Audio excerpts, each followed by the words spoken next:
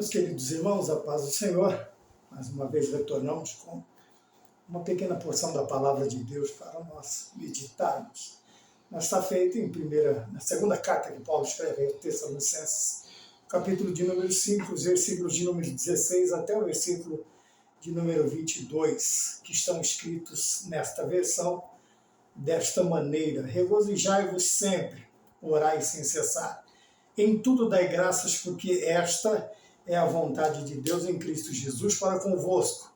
Não apagueis o Espírito, não desprezeis as profecias, julgais todas as coisas e retende o que é bom. Abstende-vos de toda forma ou de toda aparência do mal.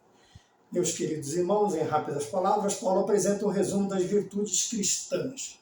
Esse resumo, esses versículos, um breve resumo das virtudes cristãs, quer dizer, daquelas qualidades que o cristão deve ter em sua vida, algumas delas, ou quase todas elas, independente da situação em que nós vivemos. Estes versículos fornecem os princípios fundamentais para uma vida espiritual sadia. Olha que coisa interessante. Estes versículos fornecem os princípios fundamentais para uma vida espiritual sadia.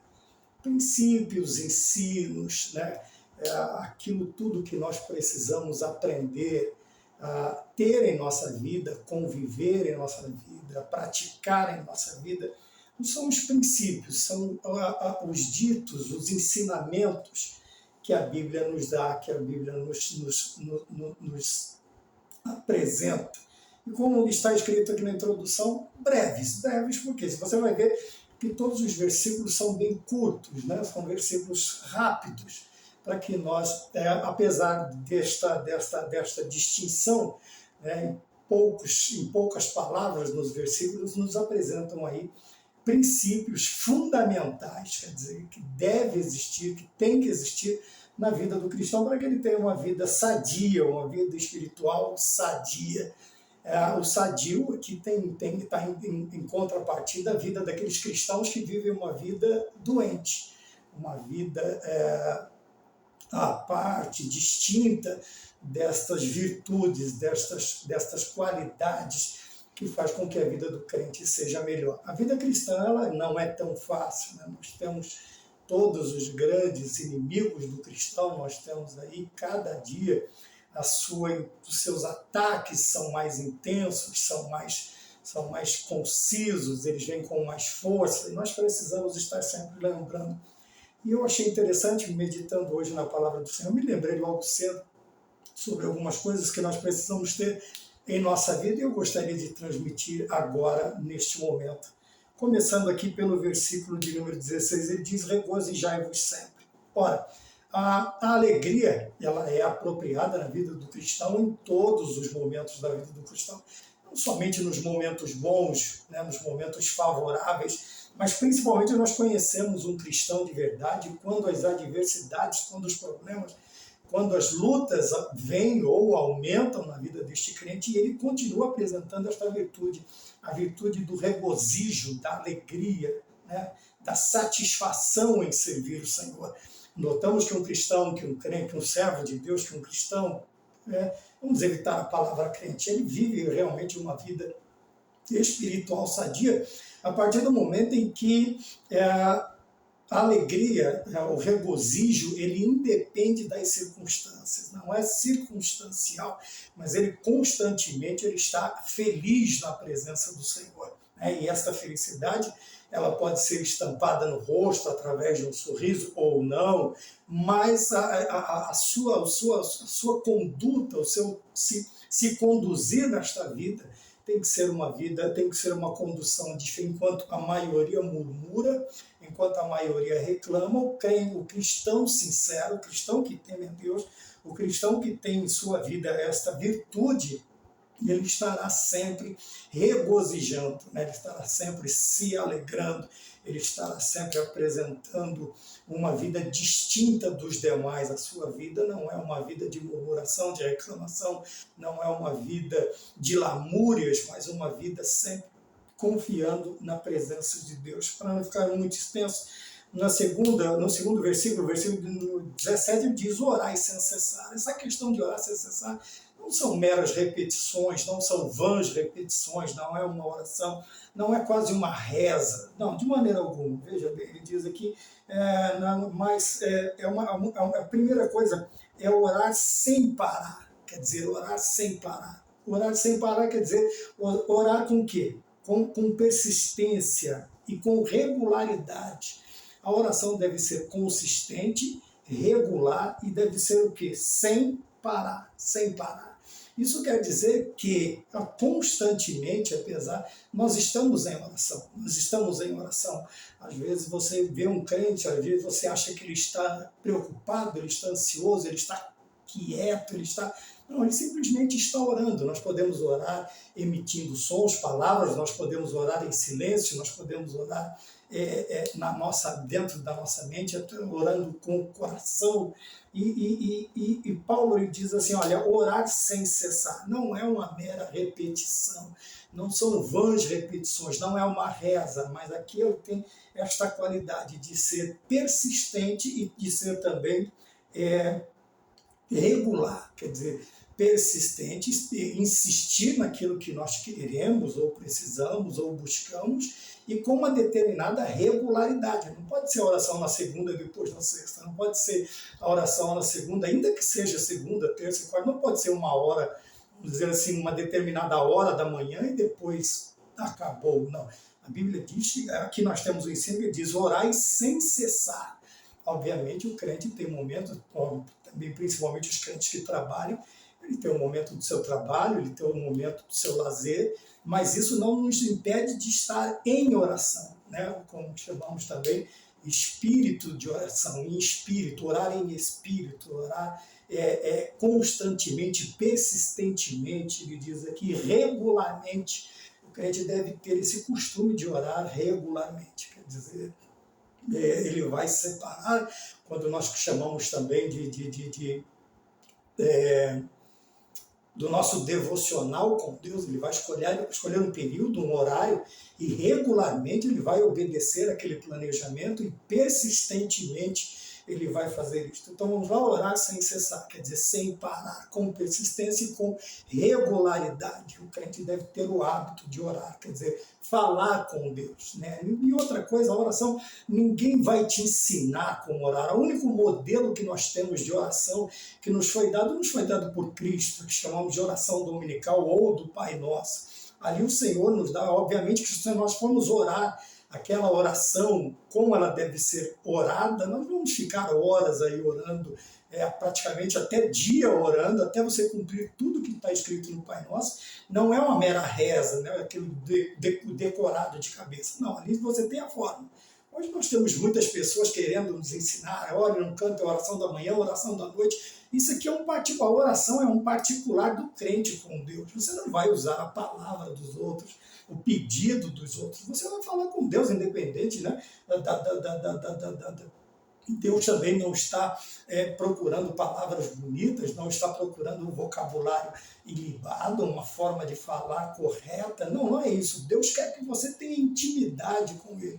Deus quer que você fale com Ele. Isso é oração. Independente da cultura, independente do volume, às vezes oramos por horas e Deus nos ouve por segundos. É onde está a sinceridade na nossa oração. Então não há uma fórmula. Se bem que hoje se vende, aí pessoas ficam ricas vendendo fórmulas de orar, fórmulas disso, fórmulas daquilo. Ora, veja bem, a oração é uma intimidade, você não vai decorar alguma coisa para ir falar com o teu pai, não. Deus também, da mesma maneira, Ele não quer que nós decoremos, que nós usemos palavras polidas e uma infinidade. Não, Deus quer que a gente converse com Ele, Ele quer que a gente se abra com Ele, que a gente confesse, que a gente peça, que a gente pergunte, que a gente cometa. A príncipe vai estar aqui mais adiante, né? Então a oração é uma coisa pessoal, é algo pessoal, é você e Deus, E onde você... Mas, irmão Maurício, então onde eu encontro uma forma? Ora, acompanhe todo, nós temos aí 66 livros, apinhados de homens e mulheres e jovens que viveram de oração. Você não precisa, você tem modelos, né, extensivos aqui na palavra do Senhor para orar. E você tem que ter a sua característica. Cada um de nós temos a nossa característica. E é isso que Deus quer, que nós cheguemos diante dele com ousadia, sim, mas também com sinceridade, né, com clareza, com objetividade. Então ele diz aqui, primeiro, orar sem parar, orar, vamos lembrar aqui, sem parar, orar com persistência e com regularidade. A persistência é aquele desejo que eu tenho de obter ou de agradecer, de pedir ou de agradecer. E a regularidade é que ela tem que ser constante.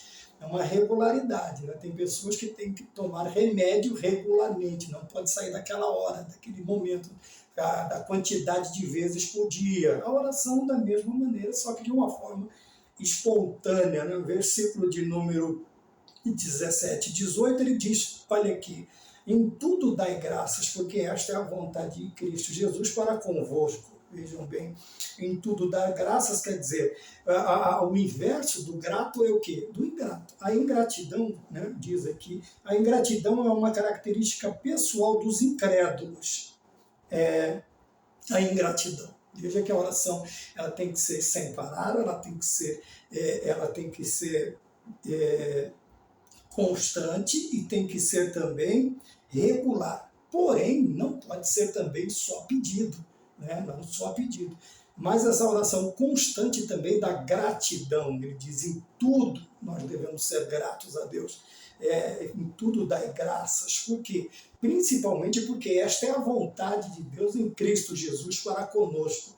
Sermos gratos a Deus. Né? Muitas vezes nós sabemos ficar felizes, alegres, se agradecer muitas vezes quando recebemos aí coisas que nos agradam, coisas que às vezes chegam até nós até sem nós merecemos ou pedimos. Aqui na questão da oração, estou falando do externo, às vezes nós ganhamos determinadas coisas e não cessamos de agradecer a pessoa, sempre lembramos os favores das pessoas. Com Deus deve ser um pouco melhor, né? Um pouco melhor, porém em tudo. Quer dizer, tanto nas coisas boas quanto nas coisas não tão boas. Quando recebemos, quando nós sabemos que é da parte de Deus, não vem só vicissitudes, nós temos provas também da parte de Deus. Nós temos que agradecer a Deus por sermos provados, porque depois de provados nós seremos aprovados, Paulo se ensinando a Timóteo, e nós receberemos o galardão, a coroa, quer dizer, o prêmio daquele que é persistente e que é regular, principalmente na gratidão a Deus. Fazemos tudo e temos que dar graças ao nosso Deus, esperando não somente benesses, não somente favores bons, mas também nos momentos mais difíceis devemos ser gratos a Deus. O versículo de número 18, ele diz para nós darmos graças em tudo, e é o que nós precisamos aprender a fazer, sermos mais gratos, né? A gente vê isso estampado em tudo, é camiseta, é propaganda, a pessoa, ao invés de falar muito obrigado, agora fica, gratidão, mas não tem gratidão, você sabe que não é uma palavra usada, é igual está parecendo a palavra eu te amo, né? Virou uma coisa, virou moda falar eu te amo, é a mesma coisa que virou moda falar gratidão, escrever gratidão. Antigamente era muito obrigado, né? Estou agradecido, estou obrigado, né? Pelo que você fez. Agora ficam usando a palavra gratidão, mas a gratidão é ser grato, é você agradecer a Deus, agradecer de forma consistente, veemente, você deve agradecer a Deus. Mas ele diz em tudo, né? Às vezes nós temos a tendência de agradecer somente nos momentos bons, mas o cristão verdadeiro, o cristão verdadeiramente convertido, ele agradece a Deus tanto nos bons quanto nos maus momentos da sua vida. Ele estará sempre agradecendo a Deus. Um versículo também aqui, 19, diz, não apagueis, não extingais, não apagueis o Espírito. Né? O versículo 19, o fogo do Espírito Santo não deve ser apagado pelo pecado, hoje virou aí uma brincadeira na questão, a pessoa não liga mais, mas nós temos que nos lembrar que uma das coisas que extingue, que diminui vamos dizer assim, arrefece o fogo do Espírito Santo de Deus na vida do crente, é o pecado, né? E hoje em dia não se dá tanta importância à questão do pecado, do transgredir, do errar o alvo, do desagradar a Deus através de atos, palavras e pensamentos, como eu disse no outro post anterior a este, aqui, né? A Bíblia diz aqui que o fogo do Espírito não deve ser apagado pelo pecado. E as pessoas estão aí se equivocando, né? Hoje estão chamando de santo o que não é santo e não estão denominando pecado o que é pecado. Ah, mas só isso não tem nada a ver, aquilo não tem nada a ver, e nós vamos aí, como diz alguns escritores, nós vamos diminuindo essa questão, a periculosidade do pecado, né? A danosidade do pecado na vida do cristão. E existem pessoas que já se acostumaram com o pecado, né? Nós vamos aí ver. Porém, ele diz aqui também que os cristãos, ao contrário de extinguir, de apagar o Espírito de Deus, a Bíblia também nos ensina a não entristecer. Efésios capítulo 4, versículo 30 diz que nós conseguimos entristecer o Espírito Santo. Outra vez também, através do quê? Do pecado, da desobediência. Pelo contrário, então nós temos que alegrar o Espírito Santo. Efésios 4:30. Que nós devemos também ter a vida controlada por ele. Efésios 5:18 também diz que nós devemos ter a vida, os nossos atos, o nosso caminhar controlados pelo Espírito de Deus. Isso quer dizer que a cada decisão que eu vou tomar, a cada palavra que eu vou falar, a cada pensamento, a minha vida deve estar sob o controle do Espírito Santo de Deus, controlada pelo Espírito Santo de Deus, como está em Efésios 5:18. E Gálatas 5:16 diz que eu devo andar em espírito. Andar em espírito quer dizer conduzir a minha vida através dos preceitos dados pelo Espírito Santo de Deus. A minha vida, todas as virtudes que o Espírito Santo comunica a mim, eu devo andar, eu devo conduzir a minha vida.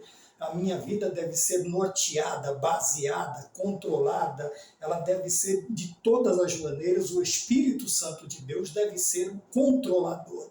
Ele não é só o consolador, mas ele deve ser também o controlador, aquele de mesma essência, ele vai vos conduzir, ele vai estar próximo de nós, o Senhor Jesus Cristo. Na sua oração sacerdotal, ele nos disse. Então, o Espírito Santo, veja bem, nós não podemos entristecer o Espírito Santo, como nós lemos no versículo 19, pelo contrário, nós precisamos fazer o quê?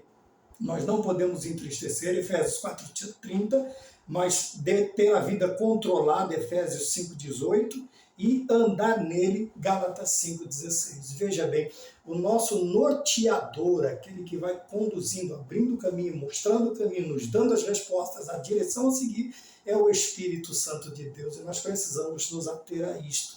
Infelizmente, nós estamos vivendo tempos de cristãos que, ao invés de ouvirem a palavra e deixarem suas vidas serem conduzidas pelo Espírito Santo, pela palavra do Senhor, ter a sua vida afetada em todas as áreas pelo Espírito Santo, pelo contrário, né? Temos aquele aparente prazer em ouvir, mas não queremos entregar a nossa vida. Jesus Cristo não é só o nosso Salvador. Primeiro, ele tem que ser Senhor. Quando ele é Salvador de quem ele é Senhor, Senhor soberano, aquele que conduz, aquele que faz com que nós entreguemos o nosso, desde o amanhecer, quando nós acordamos, até o anoitecer, quando nós nos deitamos, e o sono, no nosso descanso, também entregamos ao Senhor. Então aí ele é Senhor e Salvador. E o Espírito Santo, aqui Paulo diz aos Tessalonicenses, para nós não extinguirmos, para nós não apagarmos o Espírito Santo. E aos Efésios ele diz para nós não, 4:30, para nós não entristecermos o Espírito Santo, certo? E também devemos ser controlados, Efésios 5:18, e andar nele, aqui andar em espírito. A nossa vida deve ser uma vida conduzida, norteada pelo Espírito Santo de Deus, tá bem? No versículo de número 20 ele diz, não desprezeis as profecias. São as palavras é a palavra de Deus, né? O sentido lato de profetizar é pregar a palavra. Obviamente que nós tivemos os profetas que preveram o futuro, anteveram aquilo que aconteceria, alertaram o povo, mas primordialmente profetizar. Eu não estou falando do dom de profecias, eu estou falando do profetizar. Principalmente é o que? É anunciar a palavra do Senhor, é pregar a palavra do Senhor. Veja, ela pode referir-se a uma revelação proferida da parte de Deus, porém, no mais das vezes, refere-se à palavra escrita da Escritura. E estas profecias são mensagens autorizadas por Deus. Quer dizer, nós vamos aqui ler aquilo que nós estamos falando. Estamos falando da palavra de Deus no seu todo, né? Não é uma mera caixinha de promessas. Pelo contrário, para cada promessa nós temos aí 2, 3, cada bênção nós temos aí 2, 3 maldições. Tanto é que um dos capítulos preferidos de muitos cristãos está em Deuteronômio, né? Quando ele diz sobre as bênçãos de Deus, sobre a vida daquele que anda na presença do Senhor. Porém, quando nós olhamos os 15, 16 versículos, são bênçãos, né? Depois do versículo 15, 16 em diante, você vai ver só o contrário daqueles que não fazem, que não cumprem. Deuteronômio capítulo 28, depois você vai dar uma olhadinha. Você vai olhar que até o versículo 15, 16 tem bênçãos, tem promessas, tanto físicas, espirituais, bênçãos materiais, bênçãos para os animais, bênçãos para isso, para aquilo. Porém, para os que não cumprem, você vai ver 2, 3 imprecações àqueles que não cumprem. Então, quando ele diz aqui não desprezar as profecias, não é meramente o dom, mas sim, principalmente é não desprezar as escrituras, não despreze a palavra de Deus. E hoje em dia nós vemos que muitos têm trocado a palavra do Senhor, a Bíblia Sagrada, né, por caixinhas de promessa, por revelações em que o revelador ele vai te pedir alguma coisa em troca, ele vai te pedir. Pelo contrário, quando olhamos no Antigo Testamento, vamos usar Eliseu. Eliseu ele é procurado, a menina disse, se o Senhor conhecesse o homem de Deus que está em Israel. Então o rei ele vem, vai falar com o profeta, nem fala com ele, mas ele traz presentes para o profeta que ele educadamente rejeita. Né? O seu ajudante corre atrás, mente e fica leproso ao adquirir aquilo que o rei, não me perdoe, que aquele soldado ele traz para o profeta, que ele traz. Então veja bem, eu não quero contar a história toda, eu quero só contar o cerne da história. Veja que os profetas do Antigo, eles relutavam e até desfaziam, não no mau sentido, presentes que lhe eram dados por revelações, por profecias, quando eles eram buscados para anunciar a palavra de Deus, a vontade de Deus a determinada pessoa. Hoje não, hoje se troca, né? A pessoa fala, você me traz tanto e eu te revelo tal coisa. Geralmente a profecia ela vai vir para agradar aquele que busca, que liga, né? Alguns até telefonam para os pseudo-profetas e uma infinidade de coisas, outros já têm os seus profetas aí de criação, né? Deu problema, qualquer coisa. Não, vamos falar com fulano de tal, porque fulano de tal só tem coisa boa. Juro para você que se ele falasse a situação que eu e vocês nos encontramos, nós não os procuraríamos mais. Mas quando ele diz aqui para nós não desprezarmos as Escrituras, Paulo está dizendo, a profecia ele está dizendo, não despreze as Escrituras, não despreze a palavra, não despreze. Veja que eu não tirei o valor do dom da profecia, dos profetas. Eu sou contra aqueles que falsamente profetizam e por isso têm uma vida irregalada, né? Eles vão controlando algumas pessoas, e até igrejas, eles controlam com suas falsas premonições, com suas falsas profecias, com suas falsas... Mas quando vemos a palavra do Senhor, veja que essa aqui, de hoje, ela é bem volumosa, bem grande, né?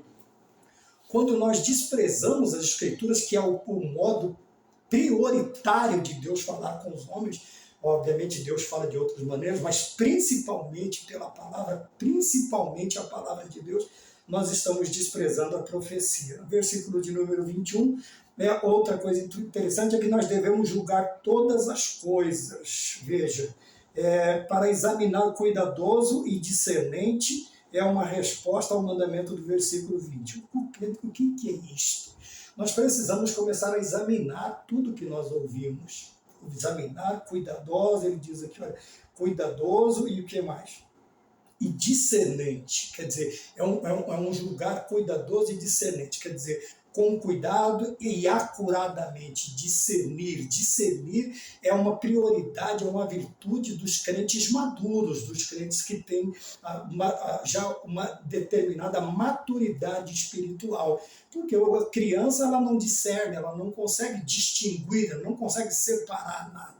Então, o crente infantil, o crente nécio, o crente pueril, ele não vai conseguir discernir. Mas aqui o escritor ele diz, olha, você tem que julgar todas as coisas, quer dizer, você tem que, olha, pense, você tem que pensar cuidadosamente, acuradamente, você tem que discernir, preste atenção, é isto mesmo que está dentro da história da igreja, é isso mesmo que está dentro da história bíblica, do Gênesis ao Apocalipse, isso não está entrando em confronto com nenhuma doutrina, com nenhum ensino costumeiro da igreja, né, que vem do ensino apostólico, o ensino dos pais da igreja, o ensino dos reformadores, o ensino, e principalmente todos esses devem estar presos ao quê? Ao ensinamento de Cristo. Por isso Paulo diz para nós imitarmos a ele, porque ele é um imitador de Cristo. Logicamente eu tenho que imitar a quem? A Cristo na minha vida. Ele diz que eu preciso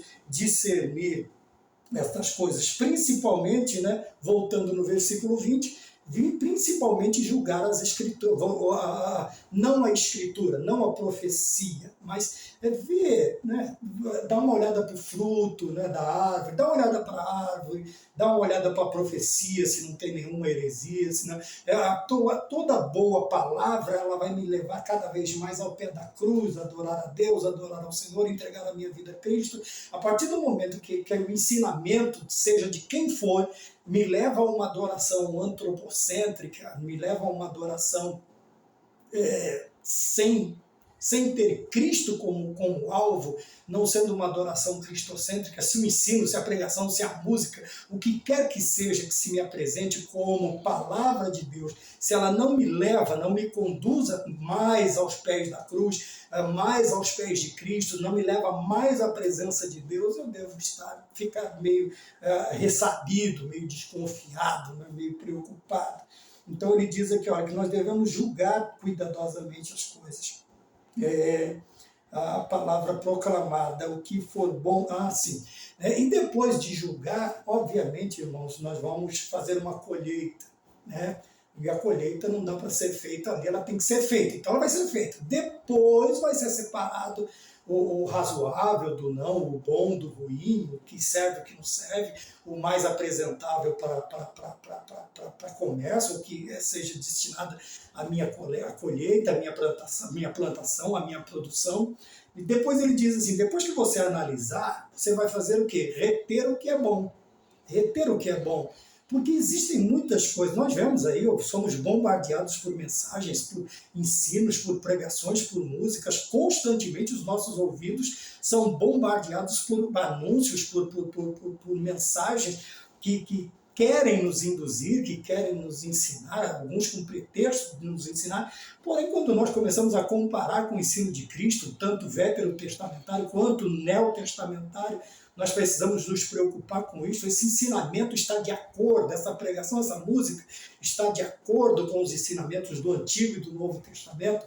A cristandade viveu isso, né? Os judeus passaram por isso, as escrituras judaicas, o Antigo Testamento, o Novo Testamento, sempre lembrando que o Antigo Testamento, às vezes ele é subvalorizado e não é bem assim, porque o Antigo Testamento eles são sombras, ele guiou o povo até o nascimento de Cristo, são sombras do que haveria de vir e de acontecer, vindo Cristo, e toda a sombra do Antigo Testamento não perde a validade. Eu não estou falando da lei, também não perde, o Paulo também disse que não, porém o Antigo Testamento, às vezes, ele é subvalorizado, né? Enquanto que outras partes, como eu digo, principalmente o crente adepto à caixinha de promessas, ele é adepto desse tipo de coisa. Né? Quando a palavra não é muito boa, ele diz, Senhor, foi só um teste, mas agora está valendo. Né? E a coisa sempre vai bater na cabeça mesmo e não tem jeito. Vai sempre tomar paulada na cabeça até, vamos dizer assim, né? Cajadada até aprender. Então ele diz, retende o que é bom. Retende o que é bom. Quer dizer, o que é bom? É tudo que me leva muito mais próximo de Deus, para muito mais perto de Jesus Cristo, que me dá uma intimidade maior com o Espírito Santo de Deus. Quando eu falo de intimidade, eu estou falando de liberalidade, de liberdade, de libertinagem.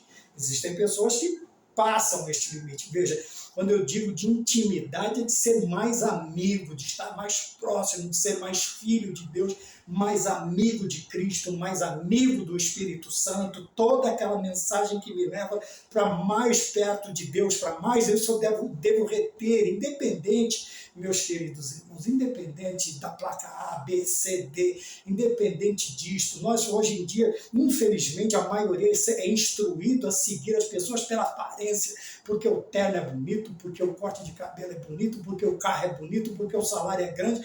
Não foi isso de Cristo. Cristo vem com uma roupa simples, montado num filho de jumenta, num jumentinho, nasce numa manjedoura. Veja que Deus simplifica tudo para que eu não estou fazendo nenhuma alusão também aqui à pobreza, não é isso que eu estou dizendo. Eu estou falando que as pessoas hoje têm a tendência de ouvir ou de acompanhar ou de aceitar tudo que se enquadra num determinado padrão de moda evangélica, né? Moda evangélica, que não passa de moda, toda moda passa. A palavra do Senhor permanece para sempre. Aí no versículo 21 ele diz, julgai todas as coisas e retende o que é bom. No versículo 22, abstende-vos de toda aparência ou forma de mal. Então isso nós precisamos reter o que é bom e o que for mal ou não bíblico deve ser evitado. Então vejam bem, estão aqui alguns preceitos, algumas virtudes, né, que nos são anunciadas através da palavra de Deus, no qual nós precisamos ter a nossa vida baseada nisto, ter a nossa vida dirigida, né? Esses versículos, eles fornecem os princípios fundamentais para uma vida cristã sadia. Então nós precisamos tomar cuidado, né? E o que for antibíblico, né? O que for herético, se você vê que é isso, você simplesmente se afasta, não precisa fazer. Tem um ditado que a voz do povo é a voz de Deus. Nem sempre. Ah, não pode ir com eles, junte-se a eles. Nem sempre. A maioria vence. Você não precisa estar no meio da maioria. Se a maioria está fazendo uma coisa errada, ela continua errada. Então, seja a minoria, seja diferente, retende o que é bom, retende o que é bom. Esses são os preceitos para uma vida sadia. Você quer ter uma vida feliz?